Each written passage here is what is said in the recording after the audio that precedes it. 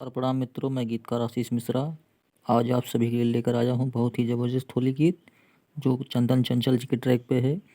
खोदी खोदी ढोढ़ी देवरा कुआं कैलेबा।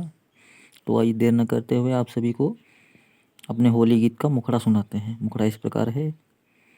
फागुन भर रुपया सैया खूबे कमैले बा। फागुन भर रुपया सैया खूबे कमैले बा। पटना में पिचकारी के दुकान कइले बा। पटना में पिचकारी के दुकान कइले बा।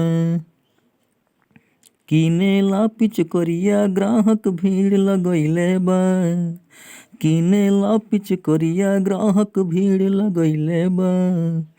पटना में पिचकारी के दुकान धइले बा। पटना में पिचकारी के दुकान धइले बा। आशा करता हूँ ये गाना आप सभी को पसंद आएगा। जिस भाई को एक फुल गाना चाहिए हमसे कांटेक्ट कर कम से कम खर्च में ले सकते हैं।